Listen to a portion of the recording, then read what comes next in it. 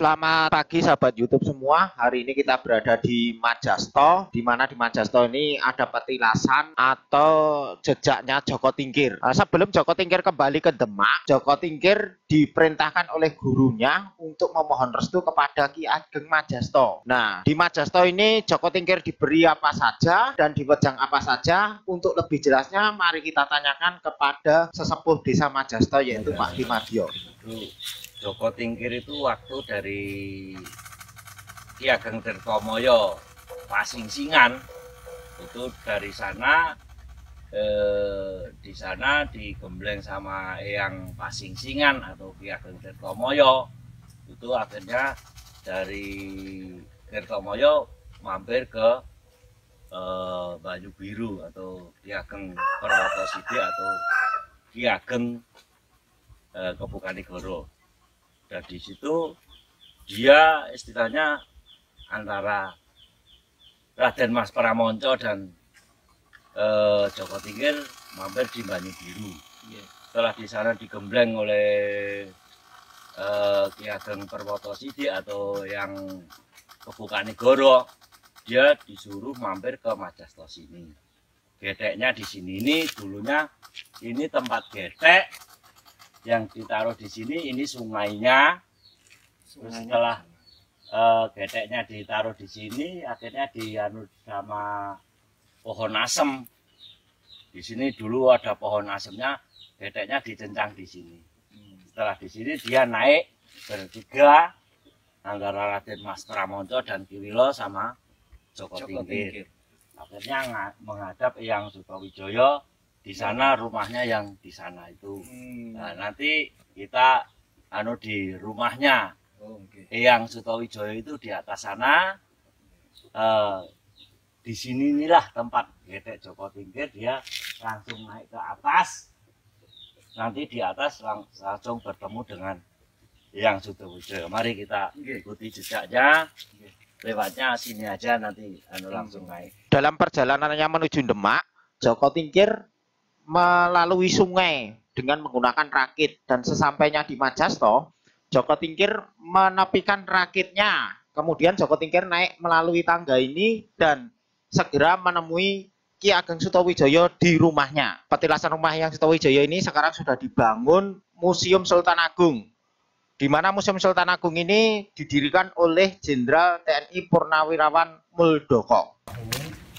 Makanya ini untuk bangunnya kan saya nggak boleh dianukan, makanya supaya asli dan tidak hilang istilahnya petilasannya, maka dari itu bangunnya supaya jangan ditaruh di tanah tapi cuma ada tangga-tangganya ini, sokolnya ini ya. Iya.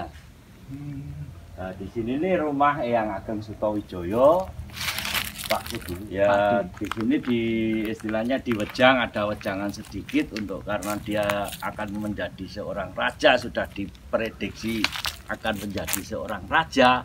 Maka dari itu, karena Eyang Buyut Sutowijoyo ini juga murid yang itu Sunan Kalijogo, maka orangnya juga istilahnya mempunyai firasat atau filsafatnya ya juga luar biasa. Memiliki mandraguna. Iya, istilahnya kesaktian yang penerawangan untuk istilahnya untuk jalannya seseorang nanti akan menjadi seorang raja itu seperti itu. Maka dari sini dia dikasih tanah, istilahnya lemah ndagan, kalau orang Jawa namanya lemah ndagan. Lemah ndagannya itu di sana. Makanya namanya ndagan itu kan berarti kan lemah kuburan. Nah, di situ dulu ada kuburan para sebelum Eyang Sutowijoyo itu ke sini.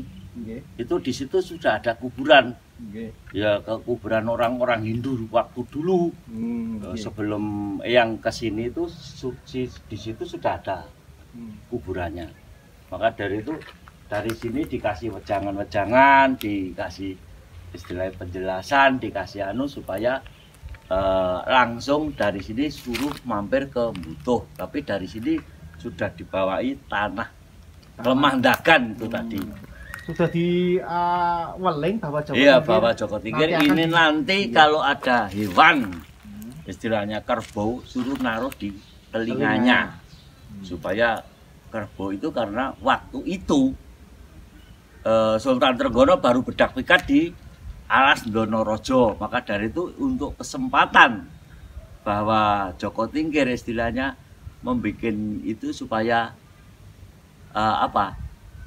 kerbau itu bisa ngamuk.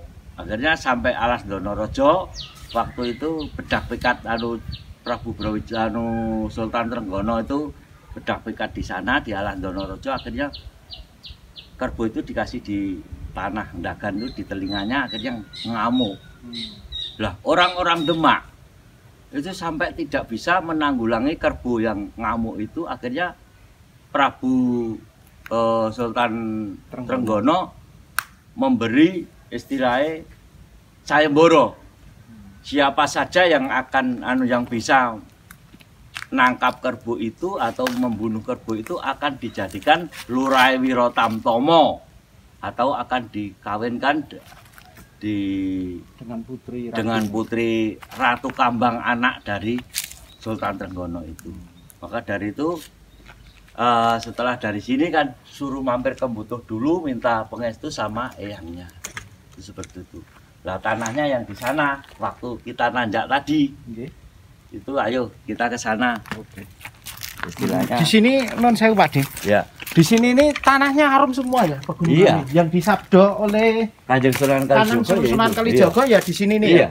Jadi di sini itu untuk mengebumikan orang meninggal itu tidak perlu dalam-dalam, Iya. 75 cm sampai dengan sampai 1 meter. Maksimal 1 meter, tidak ada 1 meter. Tidak ada 1 meter, maksimal 90 cm itu 90 cm sudah bisa untuk mengebumikan jenazah. Iya. Sehingga jenazah itu tidak berbau ya. Padahal kalau di tempat lain sampai 2 meter lebih itu. Di sini itu cuman ini jasad sama tanah yang di atas itu cuman 1 kilan gini. 1 kilan. Iya.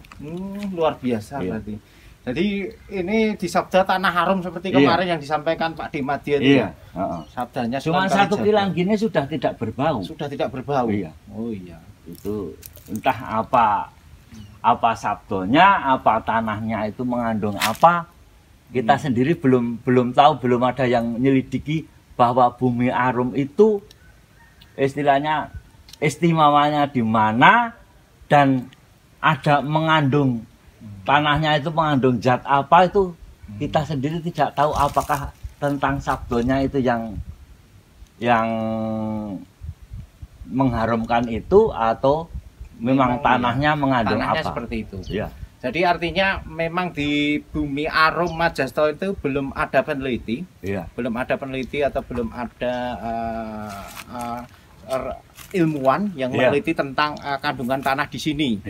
Sehingga dari cerita masyarakat itu dianggap bahwa cerita ini merupakan cerita folklore, namun nyata. Nyata artinya memang benar-benar di sini itu tanahnya arum.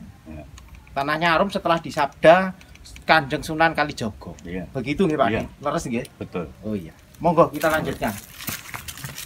Tanah Ndagan merupakan tanah kuburan orang Hindu zaman dahulu yang diberikan oleh Eyang Sutawijaya kepada Joko Tingkir sebagai bekal untuk kembali ke Demak.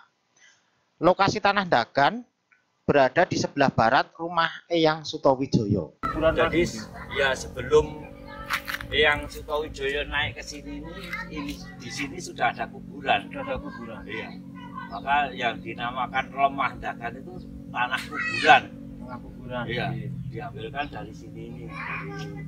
Orang-orang dulu yang meninggal itu diambilkan tanah dari sini ya, dimasukkan ke telinga kerbau yang Masukkan di telinga kerbau di Demak untuk kembali ke Demak.